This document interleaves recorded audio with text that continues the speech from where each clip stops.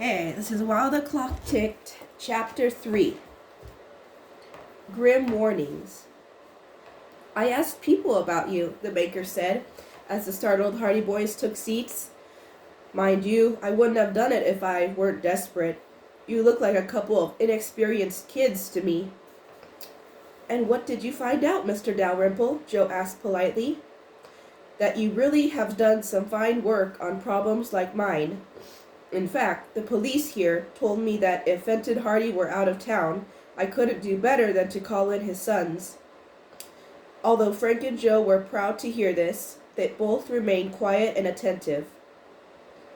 You say nothing, Mr. Dalrymple noted. Good, I like that. Now, to business. Did you stop at the Purdy estate on your walk today? Yes, Frank answered. Well, notice anything? Dalrymple eyed him narrowly. When we got there, Frank explained, the gate was open. A motorcycle policeman looking for harbor thieves was in the driveway.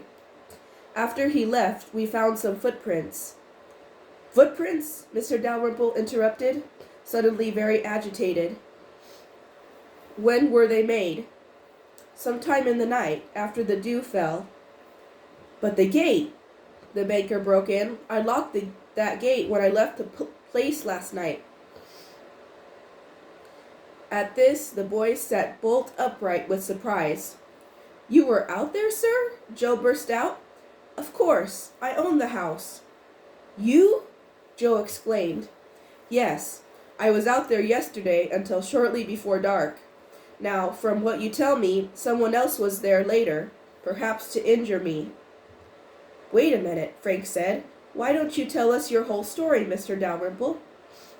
Right. You're absolutely right, the banker agreed, regaining his composure. After a moment's thought, he began.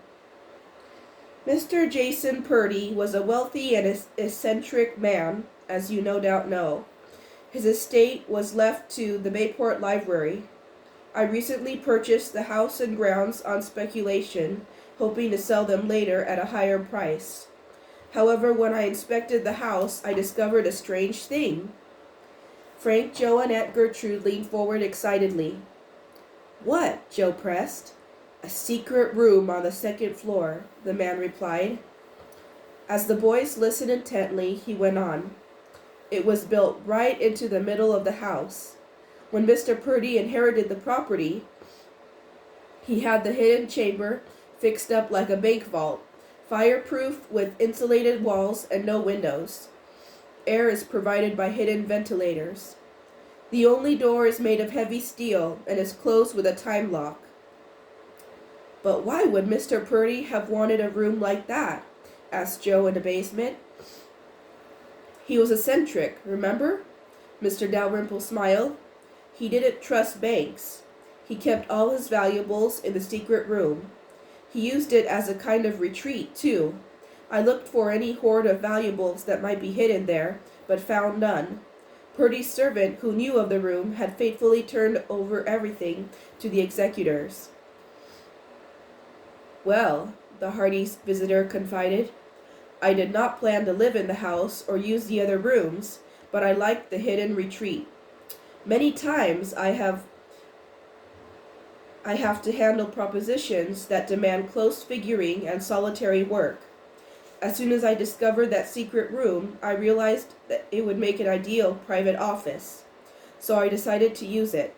I moved in a small table, a typewriter, and my private files. When I left the room, I would set the time lock, and then no one, not even myself, could get in until the appointed hour. Of course, Frank agreed. That's the principle of a time lock. The banker looked at him sharply. What would you say if I told you that this room has been entered several times in my absence? Is the lock reliable? Joe questioned. I'm sure of it. I know these locks. I'd say, Frank deduced, that you couldn't have expected us to find out much about a secret room in a house we couldn't enter. Mr. Dalrymple nodded his approval. I see you've earned your reputation. I'll have duplicate door and gate keys made for you. You see, there have been threats to my life. Where? How? Joe cried, springing up. In grim silence, Mr. Dalrymple removed two small, carefully folded sheets of paper from his wallet and handed one to each boy. Joe opened his first. Written in pencil was a warning. You must leave this house forever, or death will overtake you.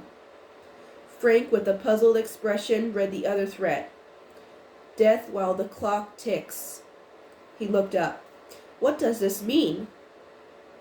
That, replied Mr. Dalrymple somberly, is what I need a good detective like your father to find out. But there is one further point. Where do you suppose I found those messages? In the secret room with the time lock? Frank answered promptly. The visitor gasped. How did you know? That was the one place which would make the whole mystery a tough one, Frank replied. When did you find these notes, Mr. Dalrymple? Asked Joe, undaunted. The first one, 4 days ago. The second, about 8 o'clock last night. That's why I came here this morning.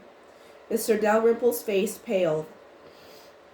If there was a man on the grounds last night, he may have come to kill me. Frank frowned. At any rate, whoever wrote this note seems to know when you're there and when you're not. Could someone with whom you're acquainted be out for revenge? I have no enemies, so far as I know. I have always been scrupulously fair in my dealings.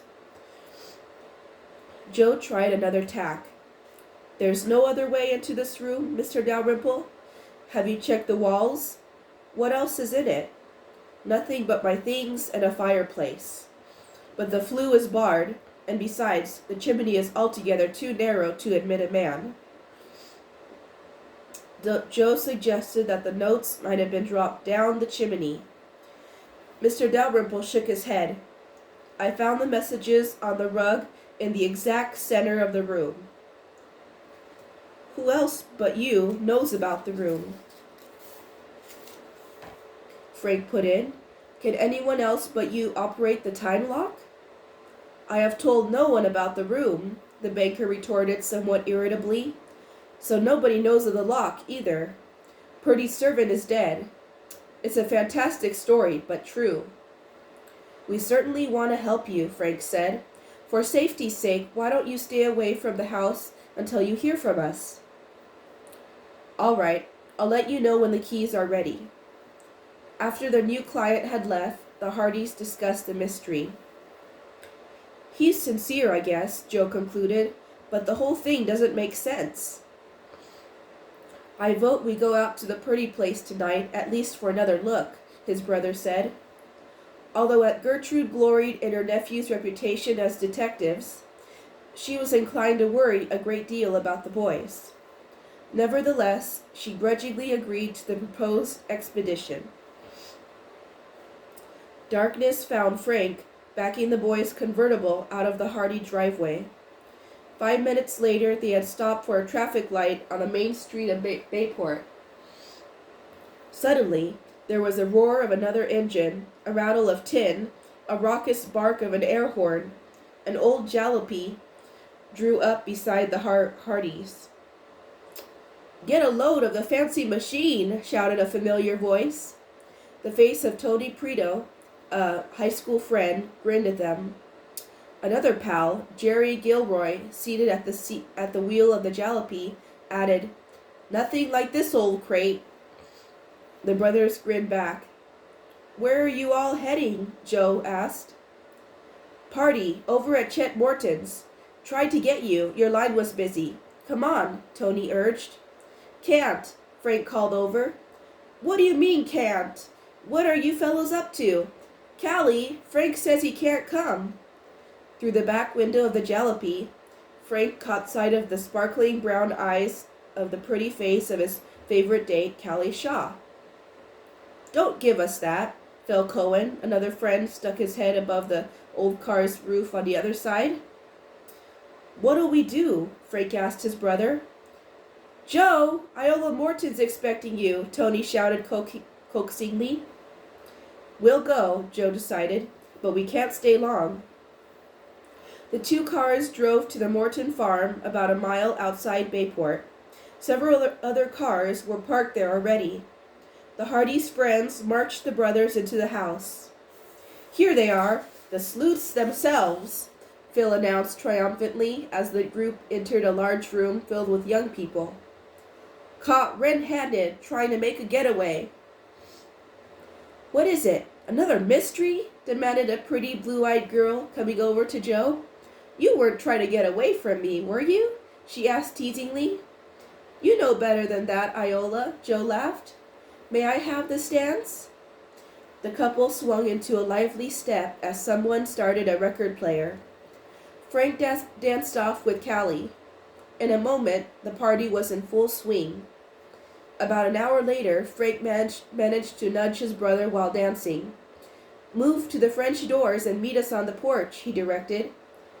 "You Hardys are certainly romantic," observed Callie, as the two couples stepped onto the moonlit side porch.